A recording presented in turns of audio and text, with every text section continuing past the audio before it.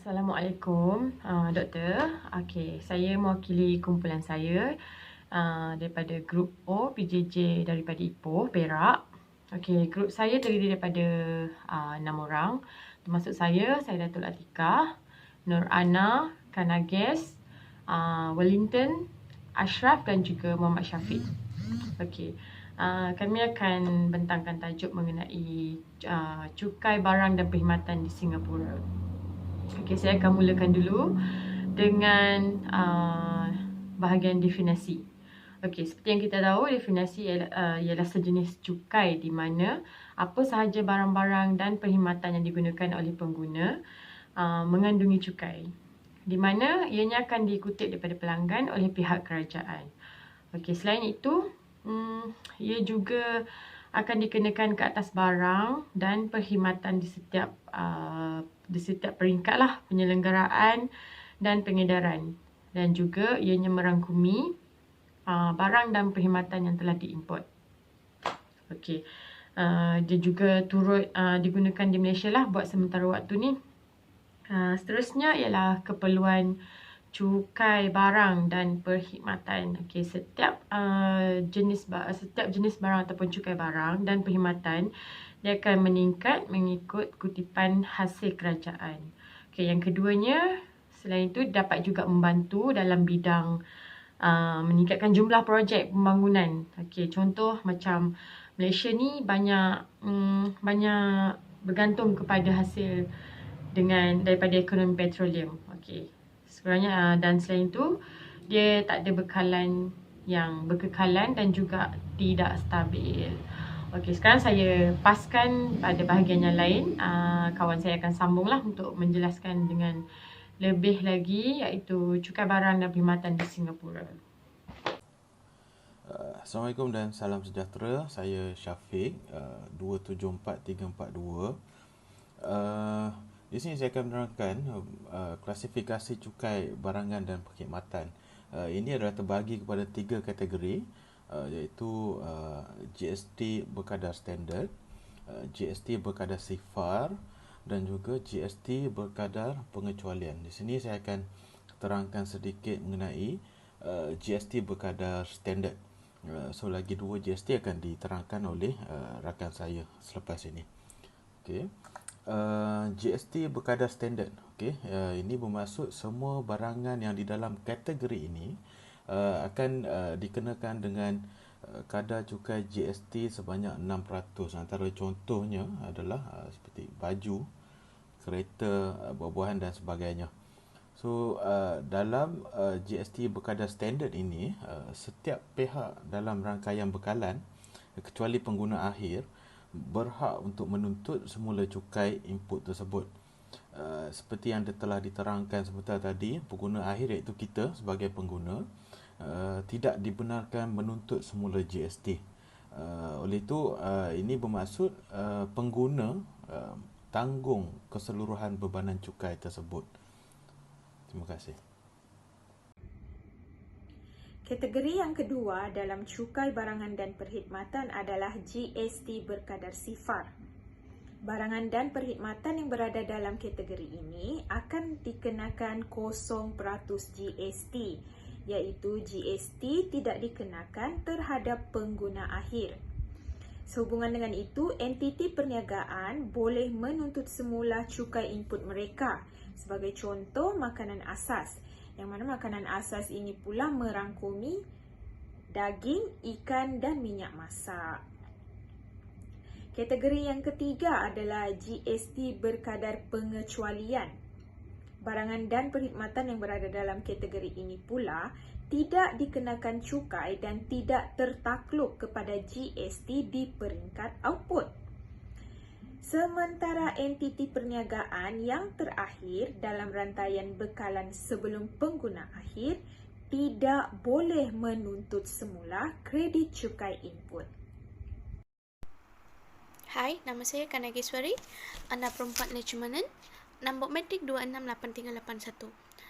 Slide seterusnya saya nak bentangkan. Okey, tajuk cukai barang dan perkhidmatan di Singapura.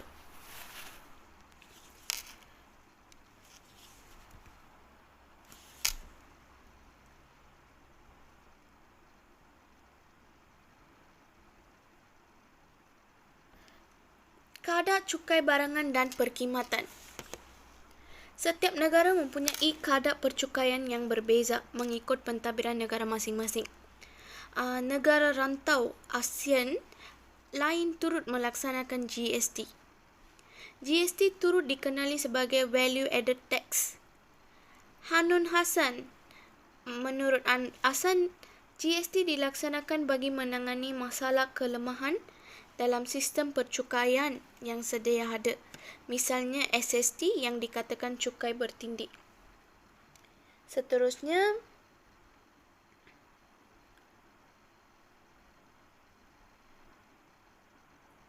cukai dan perkhidmatan di Singapura. Presiden Republik berkenalan penting sebagai penjaga fizikal.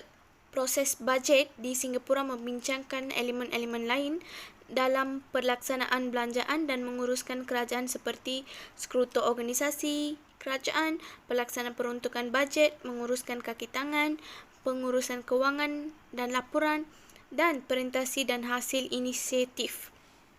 Menurut Alang Ting menyatakan ketika Singapura memperkenalkan GST pada kadar 3%, ia dikenalkan kepada semua barangan dan perkhidmatan. Cukai dan perkhidmatan di Singapura. Singapura adalah sebuah negara yang terletak di tepi hujung selatan Semenanjung Melayu. Singapura merupakan pusat kewangan keempat terunggul dan sebuah bandaraya global metropolitan.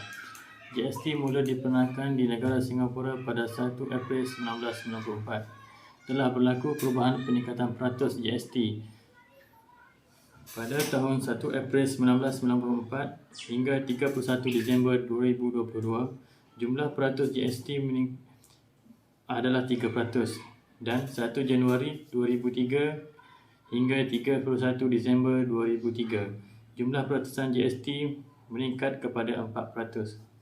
1 Januari 2004 kepada 30 hingga 30 Jun 2007 jumlah peratus GST adalah 5% dan 1 Januari 2007 hingga sekarang jumlah peratus GST adalah 7%. Ini jumlah GST yang dipungut bagi pihak berkuasa cukai daripada pelanggan. Kemudian hendaklah dihantar kepada Jabatan Cukai Singapura setiap suku tahun melalui penfailan cukai GST. Analisis kesan cukai. Impak GST kepada Singapura terbahagi kepada dua, iaitu impak kepada kerajaan dan untuk perniagaan dan individu. Bagi kerajaan, cukai pendapatan yang stabil boleh dijangka dalam persekitaran ekonomi baik atau lemah, membolehkan kerajaan mendapatkan cukai korporat dan peribadi dan menggalakkan pelabur asing pertumbuhan ekonomi secara keseluruhan. Untuk perniagaan dan individu pula, sistem cukai yang adil iaitu cukai apabila berbelanja bagi golongan bekerja sendiri dan yang makan gaji. Ia terpakai apabila menggunakannya. Simpan dan pelaburan tidak dikenakan cukai, menggalakkan aktiviti menyimpan dan melabur. Dan yang terakhir, kos menjalankan perniagaan berkurangan iaitu harga menurun. Sebagai kesimpulannya, GST adalah sejenis cukai progresif di Singapura pada masa yang akan datang. Kefahaman dalam mekanisme GST akan membantu masyarakat Singapura untuk menilai kesan GST terhadap kehidupan dengan lebih baik. Pelaksanaan GST di Singapura, sebuah negara maju dan berpendapatan tinggi. GST merupakan satu sistem percukaian yang menyeluruh, cekap dan komprehensif di mana dapat menjana pendapatan negara yang lebih baik dalam masa yang sama, tidak membebankan rakyat. Rakyat Singapura memiliki buku panduan harga yang menunjukkan harga barangan dan perkhidmatan pelaksanaan GST. Pelaksanaan dan pengurusan GST yang baik di samping mendapat kerjasama pelbagai pihak mampu memberi impak yang besar kepada negara dan rakyat. Ia juga dikatakan boleh meningkatkan hasil negara melalui peningkatan kadar cukai.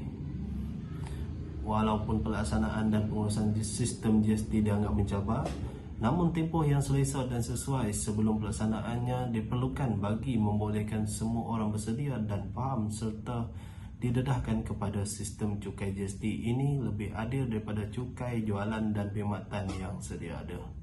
Sekian daripada saya, terima kasih.